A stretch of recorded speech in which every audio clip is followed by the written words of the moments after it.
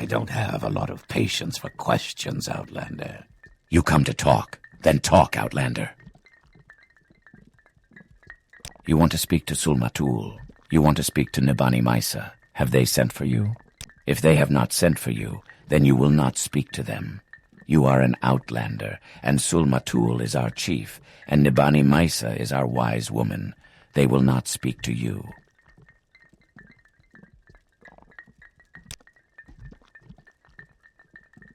You're too kind. I can't refuse such a friendly gesture. Very well. I'll see what can be done. Everyone can always use some extra coin. You are generous, and your judgment is good. Not interested. Sharing is good. I like sharing.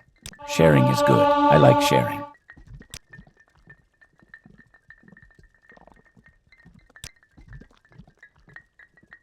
You are an Outlander, and you wish to talk of the Nerevarine prophecies.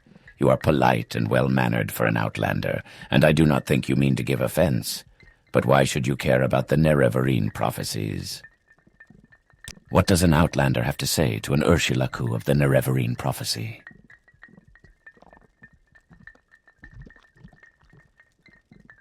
I do not believe what I am hearing. You think you are the Nerevarine, and you wish to speak to Sul-Matul and Nibani Maisa. You do not look like the Nerevarine, but you do not speak like a fool or a madman. This is a puzzle. I tell you, go speak with Zabamund in his yurt. He is a Gulakan, Sul-Matul's champion, and he will decide what is right. If Zabamund gives you permission, then you may enter the Ashkan's yurt and speak with Sul-Matul. We Ashlanders have a prophecy that one day a reincarnation of the legendary hero Nerevar will unite the Dunmer against the Outlander invaders, driving them from our land.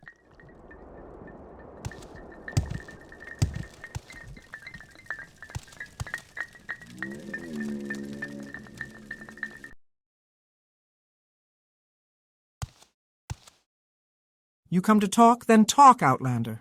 You want to speak to Sul-Matul. You want to speak to Nibani Maisa. Have they sent for you? If they have not sent for you, then you will not speak to them. Say what you want or go away.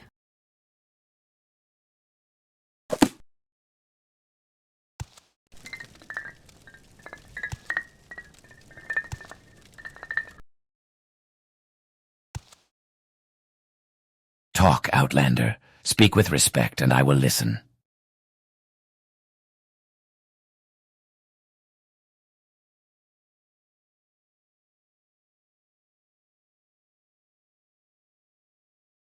Sul-Matul will not talk to you. Nibani Maisa will not talk to you. You have no standing among us, Outlander.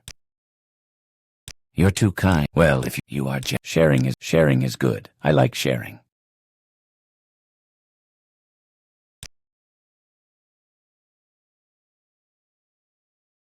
You have no standing among us, Outlander, but you speak well and with respect. So I will explain. It is against our customs that an Outlander should speak to an Ashkan or wise woman.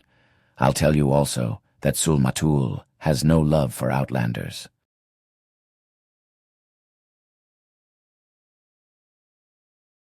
You have no standing among us. It is our custom. Among strangers, we honor this custom with gold.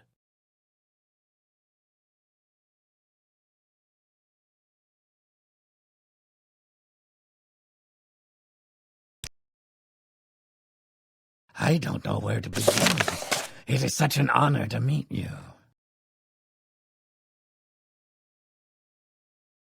Talk, Outlander. Speak with respect, and You have no standing among us, Outlander, but you speak well and with respect. The Nerevarine prophecies are not for Outlanders. Why should Sul-Matul and Nibani Maisa speak to you about these things? Who are you, that we should trust you?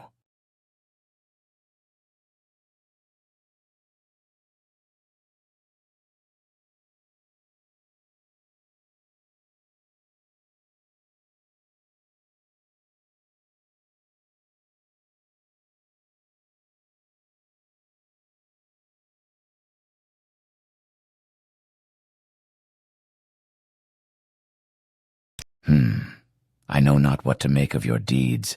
Your words may be more worthy than your deeds. But you are well spoken, and you do tell a pretty tale.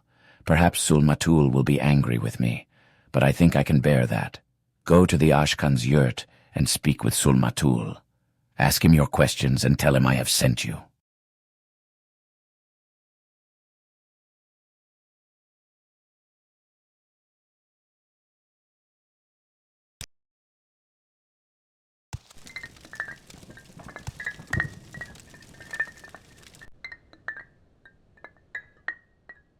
So, my champion Zabamund has sent you to talk with me about the Nerevarine prophecies. Then go ahead, talk. I am very curious.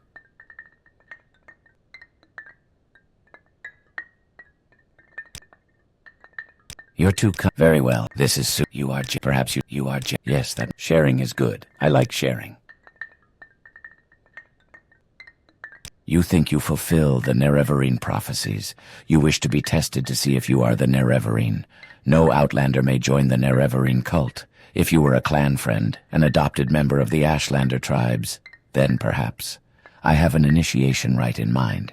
If you pass this rite, I will adopt you as a clan friend of the Ashlanders, and then I will submit you to Nibani Maisa, our wise woman, who is skilled in oracles and mysteries, and who will test you against the prophecies.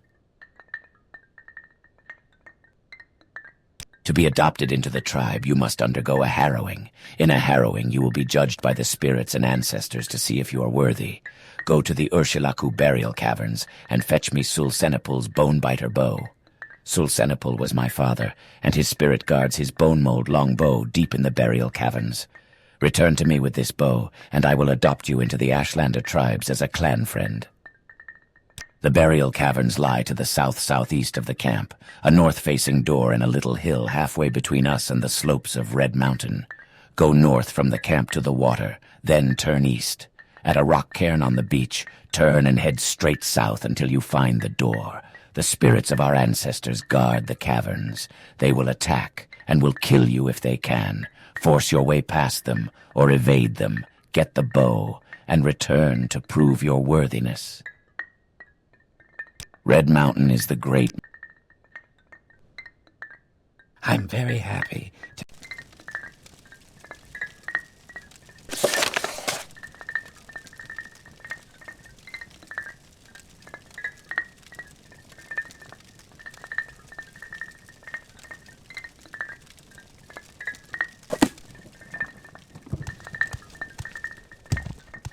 Your wounds are minor. Talk too much, Outlander.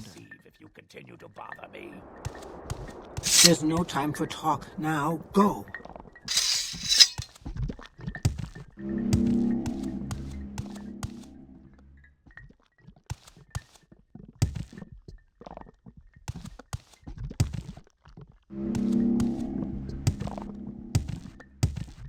Your wounds are minor compared to what you will receive. Do you want something? Your wounds are minor compared to what you will receive if you continue to bother me.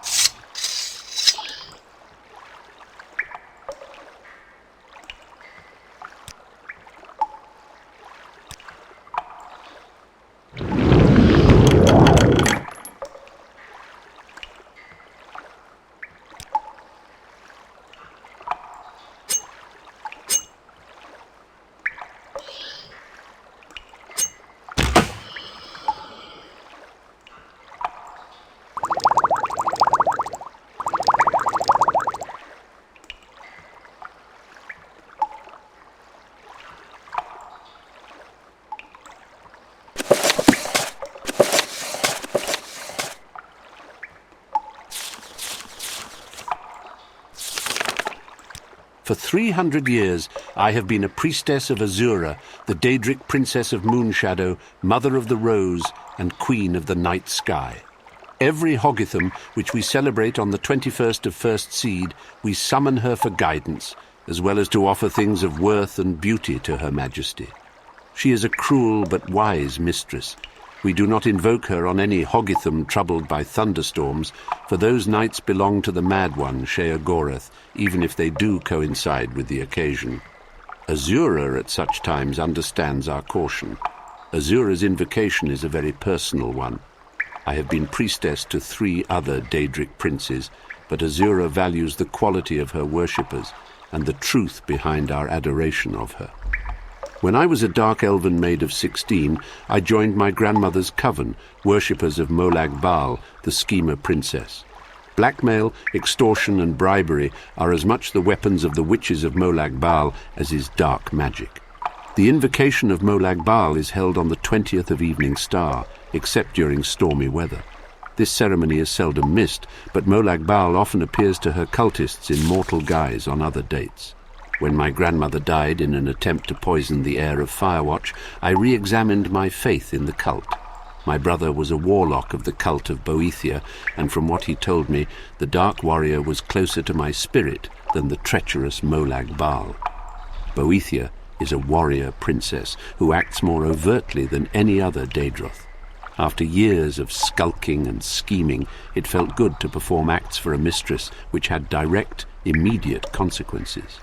Besides, I liked it that Boethia was a Daedra of the Dark Elves. Our cult would summon her on the day we called the Gauntlet, the 2nd of Sun's dusk. Bloody competitions would be held in her honor, and the duels and battles would continue until 9 cultists were killed at the hands of other cultists. Boethia cared little for her cultists. She only cared for our blood. I do think I saw her smile when I accidentally slew my brother in a sparring session. My horror, I think, greatly pleased her. I left the cult soon after that. Boethia was too impersonal for me, too cold. I wanted a mistress of greater depth. For the next 18 years of my life, I worshipped no one. Instead, I read and researched. It was in an old and profane tome that I came upon the name of Nocturnal, the Night Mistress. Nocturnal, the Unfathomable. As the book prescribed, I called to her on her holy day, the 3rd of Hearthfire. At last I had found the personal mistress I had so long desired. I strove to understand her labyrinthine philosophy, the source of her mysterious pain. Everything about her was dark and shrouded, even the way she spoke and the acts she required of me. It took years for me to understand the simple fact that I could never understand Nocturnal. Her mystery was as essential to her as savagery was to Boethia, or treachery was to Molag Bal. To understand Nocturnal is to negate her, to pull back the curtains cloaking her realm of darkness. As much as I loved her, I recognized the futility of unraveling her enigmas. I turned instead to her sister, Azura.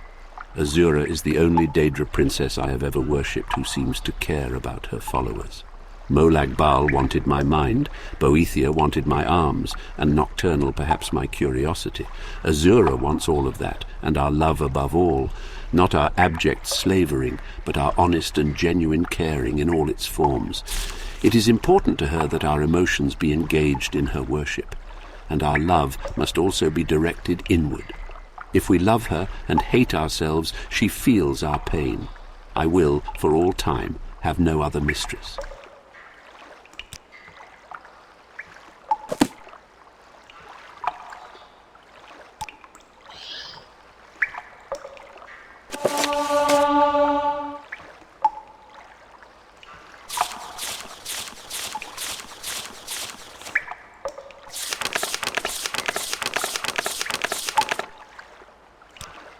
The great sage was a tall, untidy man, bearded but bald.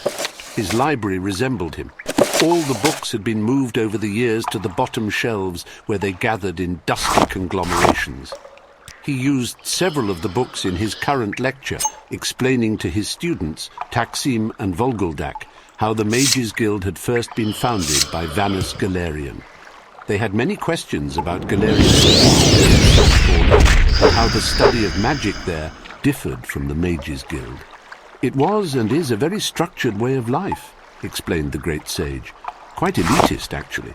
That was the aspect of it Galerion most objected to. He wanted the study of magic to be free. Well, not free exactly, but at least available to all who could afford it. In doing that, he changed the course of life in Tamriel. He codified the praxes and rituals used by all modern potion makers, item makers and spell makers, didn't he, great sage? Asked Volguldak. That was only part of it. Magic as we know it today comes from Vanus Galerion. He restructured the schools to be understandable by the masses. He He invented the tools of alchemy and enchanting so everyone could concoct whatever they wanted, whatever their skills and purse would allow them to, without fears of magical backfire. Well, eventually he created that. "What do you mean, great sage?" asked Taksim.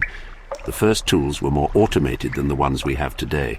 Any layman could use them without the least understanding of enchantment and alchemy. On the Isle of Artaeum, the students had to learn the skills laboriously and over many years. But Galerian decided that was another example of the Sigic's elitism. The tools he invented were like robotic master enchanters and alchemists, capable of creating anything the customer required, provided he could pay.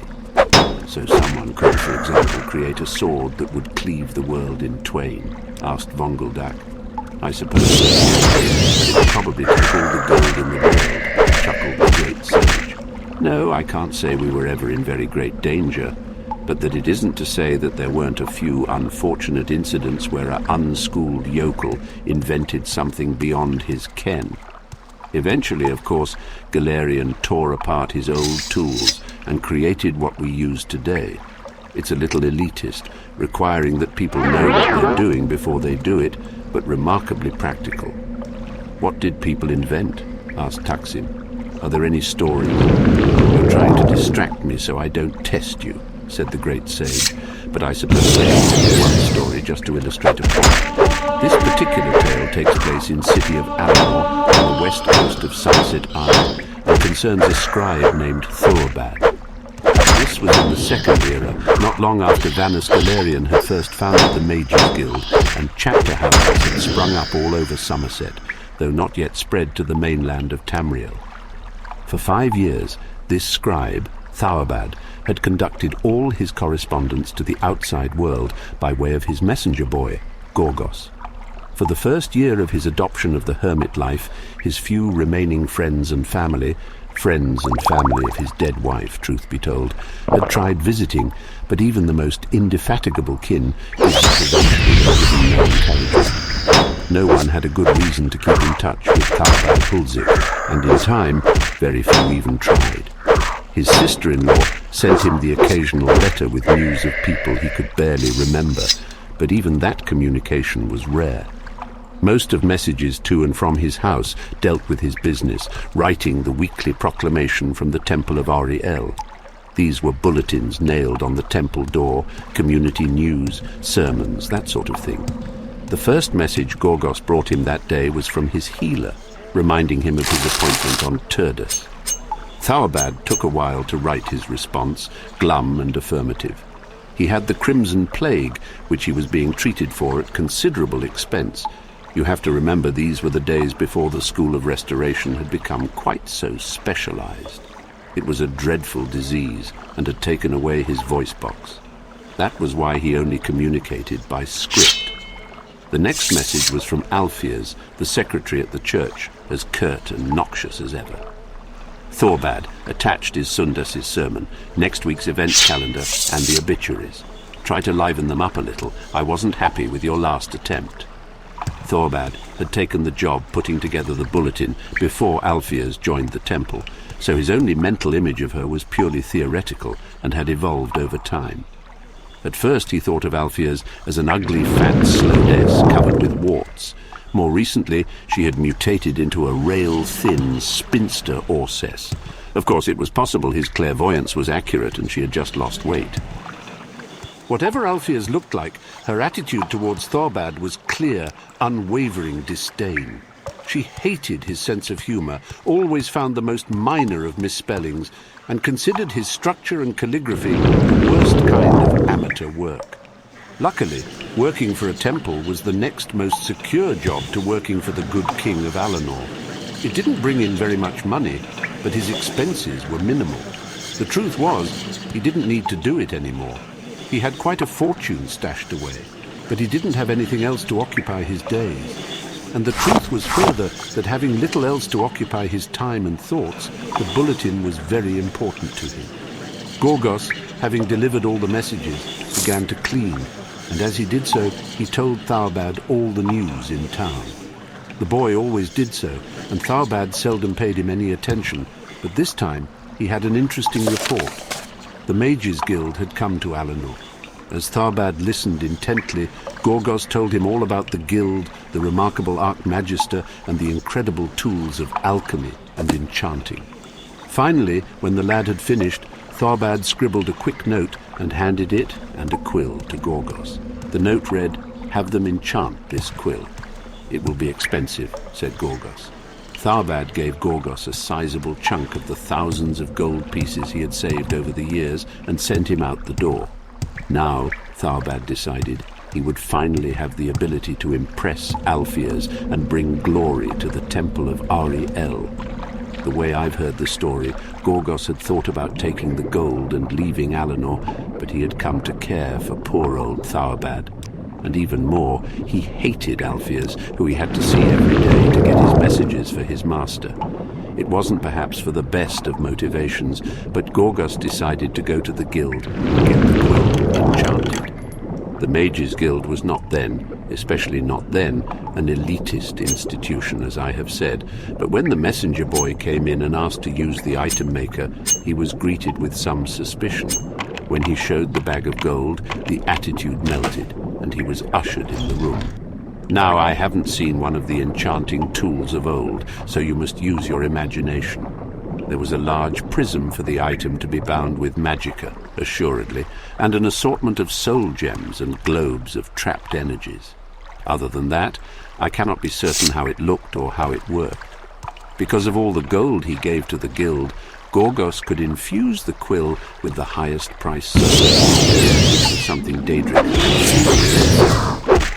The initiate at the guild, being ignorant, as most guild members were at that time, did not know very much about the spirit, except that it was filled with energy. When Gorgos left the room, the quill had been enchanted to its very limit, and then some. It was virtually quivering with power. Of course, when Tharbad used it, that's when it became clear how over his head he was.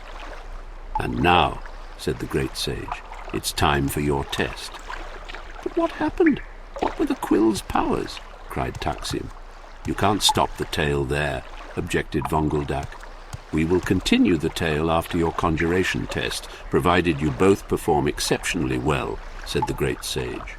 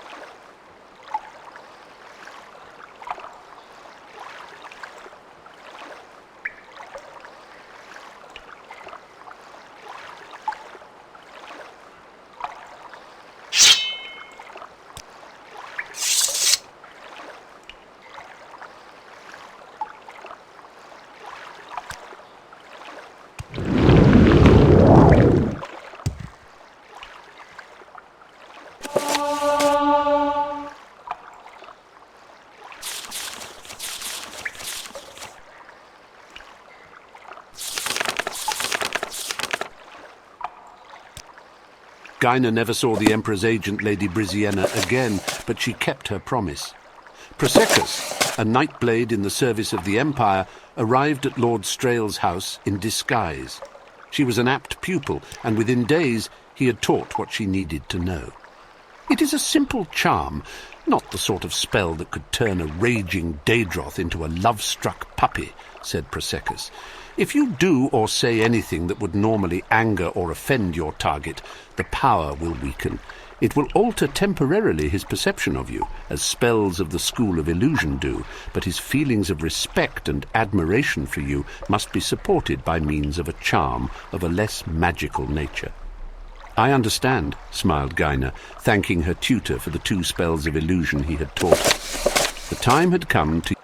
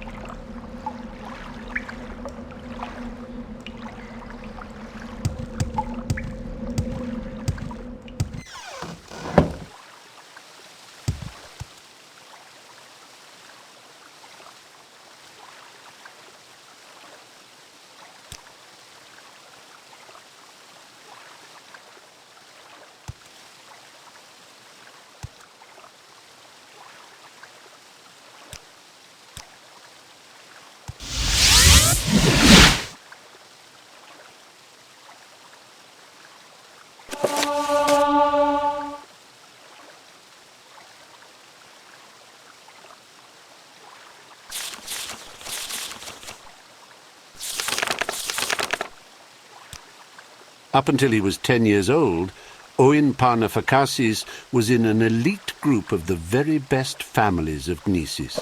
They went to the very best tailors, shared the same tutors, played in the same exclusive company. When his mother died and his father discovered that the money they had been living on was based on a thief's salary, he suddenly found himself on a very different kind of society, one that he had been ill-equipped to deal with. They were poor.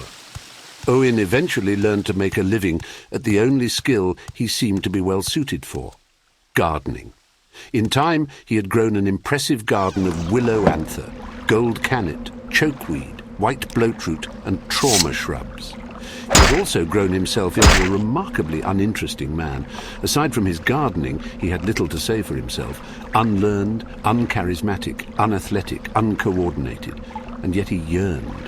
Specifically, he yearned for a girl he had known before all his trouble, a sweet thing with curly locks and a joyous laugh, named Benita Gorgoth. Once, when at play, he had pushed a bully away who was trying to hurt her, and the look of appreciation she gave him was enough to make all his days since then worth their while. In his garden one springtime, not very many years ago, he heard some people talking through the thick, tall trauma shrubs about the marriage of Sedura Indoril Pavflek Mamuna, one of the wealthiest and most respected nobles in Gnesis, and Seryo Benita Gorgoth. His heart fell. She had found another a mere 9 years since she had given him that look while at play. As spring turned into summer and summer into fall, Owen began to sell his herbs. including some to Kina Yakin Bael, a prominent healer in town. He'd been a tutor to both Benita and Owen and told the young man that the lady's husband was not very well. Owen held back his happiness and continued on his errands. Not long afterwards, Sedura Indaril Pavflek Mamuna fell ill and died, despite all the skills of the great healers, including Yakin Bael. When Owen came to deliver the herbs that day, he said, "If you are still in communication with Benita, please give her my sympathies." "And Chow," said Yakin, "if I could get a word in with all her counselors. They are trying to find her a new husband, and she has made it clear that she will only marry the strongest man in Morrowind." "Who is that?" asked Owen. "Horath the Strong," replied Yakin. "It is said that he can lift a wagon with but his forefinger and thumb." "You can teach me a spell that will fortify my own strength," said Owen. "I beg you to teach it to me now." "Very well," replied Yakin. "But in return, I want your next season's worth of trauma root, all to myself." Owen agreed, and Yakin taught him the spell to fortify his strength. It took him some time to master it, visualizing magicka streaming through his body, pumping through the very fibers of his muscles for a time. His strength far beyond the puny power nature had intended. When Owen met Horath on the street of Gnesis, he cast the spell and challenged him to a duel of strength. "I am Horath the Strong," said Horath the Strong, predictably. "Witness as I lift this wagon with but my thumb and forefinger." And he did so. "I am Nimlom the Mighty," said Owen, taking some artistic liberty. "Witness as I lift the stable that houses your wagon with but my forefinger." And he too did so.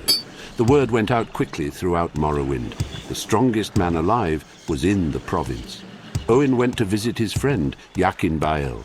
Her lady Benita has heard of the strength of Nimlom the Mighty and has said that she was mistaken. She was not looking for a man of strength to marry, but a man of intelligence, a great scholar, the greatest in all Morrowind. "Who is that?" asked Owen. "Kina Warfell Thomasin," replied Yakin. "It is said that he can best any man or woman in a battle of wits." "You can teach me a spell that will fortify my own intelligence," said Owen. "I beg you to teach it to me now." "Very well," replied Yakin, "but in return I want your next season's worth of white bloatroot, all to myself." Owen agreed, and for the next couple of weeks Yakin taught him the spell and trained him in its use. He taught him how to entrench his mind for the sudden assault of awareness and aptitude that would assail it, how to give himself to the sudden thoughts and theorems that would invade his consciousness. When he met Warfell Thomasin in the Mages Guild of Gnesis, he cast his spell and gave the challenge. "I am Kina Warfell Thomasin, and I can prove that Akatosh, Nirn, and Oblivion are one," said Warfell, writing out the mathematical formula that showed it was so. "I am Kena Zombel Mokafa, and I can prove that you do not exist," said Owen. He wrote out the mathematical formula which proved correct, and Kena Warfell Thomasin vaporized on the spot. The word went out quickly throughout Morrowind.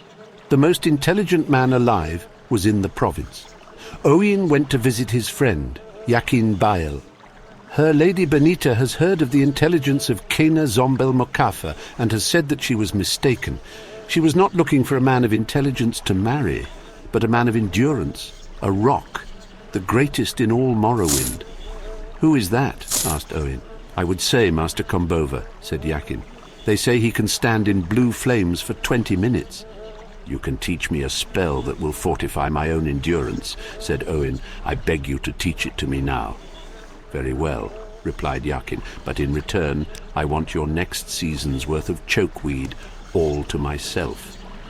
Owen agreed, and for the next several weeks he learned the spell to make his endurance like that of the oldest stone. He learned how to shrug off the effects of frost, poison, fire, and charges of lightning, pulling the pain into a reservoir of magicka and expelling it. The lesson learned, he came across Master Kombova at the Madak trade house. "My name is Master Kombova," said the fellow, nudging the witch next to him.